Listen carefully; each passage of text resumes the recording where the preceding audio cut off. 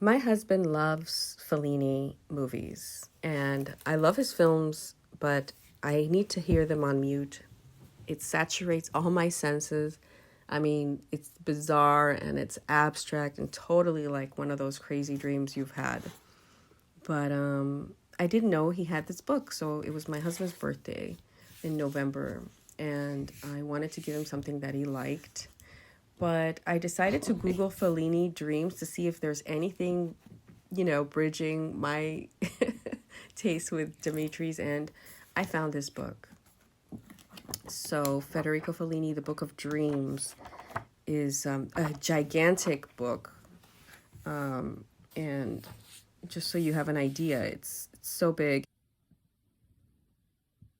I had no idea that Fellini was an avid dreamer and that he was interested in Jungian psychology. So in most of his dreams that are translated in the back in a very organized manner, so you can look at what he wrote, what he drew, and then look in the back to see the English version. It's quite impressive. Quote, "When I work, I achieve the most complete realization of myself, truly the right dimension, because it is living and creating at the same time. Yes, it seems to me that my life is entirely based on and lived in order to be told to others, to help me, and to help others. I believe I can say, with complete clarity and honesty, that the purest thing, the most coherent, most faithful ideal is this continuous investigation into myself." End quote. In the early 1960s, under the guidance of Dr. Bernhard, Fellini was introduced to many of Jung's works. It would seem logical in view of this information that 8.5 was not only influenced by some Jungian indoctrination, but that his meeting with Dr. Bernhard served as an important element to the film's origination.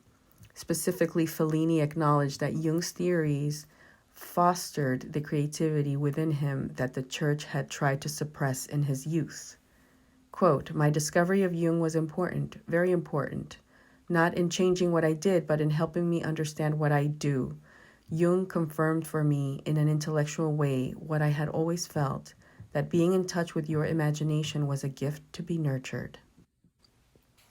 From the Filmmaker's Nightmares, a Misleading Masterpath of the Unconscious Mind by Simona Argentieri. There are people who never dream, the ruin of psychoanalysts who try to figure out if they truly experience dreams like everyone else and simply don't remember them due to an emotional repression that resists their therapies, or if it is the result of a true deficit in the workings of nocturnal imagination. Other cases display the opposite effects. An unstoppable sea of variegated, expansive accounts that broaden the overall length of therapy. In both cases, the interpretive process is checkmated because while it continues to be true, as Freud noted, that dreams are the primary path to accessing the unconscious, it is equally true that this path can be blocked off or littered with an abundance of obstacles. I mean, if you ever come to the end of your life and you have a book like that with all your dream drawings and journal pictures, that's, I don't know, that to me is like a dream come true. And if you ever want to add a book to your library, I highly recommend this one because it really does open your imagination and you take a peek into someone else's unconscious doodles and dreams and thoughts on their own dreams. And I truly, truly feel inspired every time I open it.